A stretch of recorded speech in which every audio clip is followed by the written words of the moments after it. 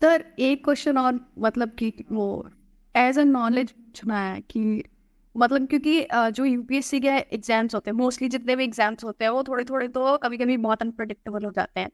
तो यूपीएससी हमें as a candidate क्या एक्सपेक्ट करता है कि हमें क्या, हमारे अंदर क्या होना चाहिए कि हम उस पेपर पर से अटेम्प्ट करें चाह करके। हमें ऐसा कौन सा ऐसा ट्रेड डेवलप करना चाहिए कि मतलब ऐसे कनेक्टिविटी एक सिंपल चीज आप लोगों से एक्सपेक्ट करता है वो ये कि आपको सबसे पहले पता होना चाहिए कि आप किस एग्जाम के लिए प्रिपरेशन कर। कई बार लोग सीडीएस और सीएपीएफ की प्रिपरेशन करते करते सिविल सर्विसेज वाले जोन में चले जाते हैं। कई लोग जो सिविल सर्विसेज की प्रिपरेशन कर रहे हैं वो सीडीएस या सीएपीएफ वाले जोन में ही रह जाते हैं, है ना। तो पहले तो आपको ये पता होना चाहिए कि आप किस एग्जाम के लिए टारगेट कर रहे हैं। जब आपको ये पता चल जाता है कि किस एग्जाम के लिए टारगेट कर रहे हैं, फिर सबसे पहले आपको उठानी होती है एनसीईआरटी। एनसीईआरटी को एक फाउंडेशन के तौर पे, एक बेस के तौर पे आपको बनाना पड़ता है। एनसीईआरटी के आसपास फिर आप बाकी सारे सोर्सेज जो है वो आप बनाते हैं, है ना।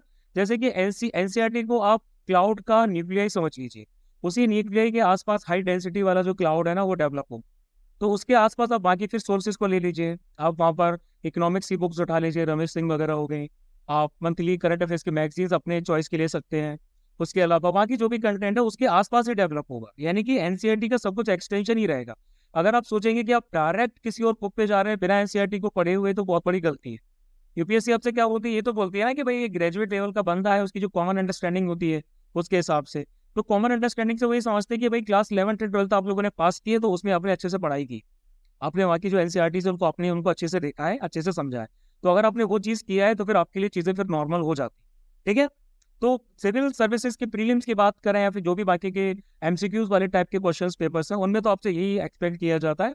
बाकी फिर हमारे जो डिस्क्रिप्टिव वाले पेपर्स आ जाते हैं उनके लिए फिर एक्सपेक्टेशंस अलग अलग हो जाती है, ठीक है। सिविल सर्विसेज वाले से आपकी अलग लेवल का डिस्क्रिप्शन में, सॉरी, इंटेंसिटी मांगी जाएगी, और आपका जो सीएपीएफ करेगा वो अलग रहेगा। मतलब कि ऐसा कुछ फिक्स पैरामीटर जनरली नहीं होता है, ये हमारा खुद का होता है कि भाई हम उसको अपने किस तरीके से डेवलप करते हैं।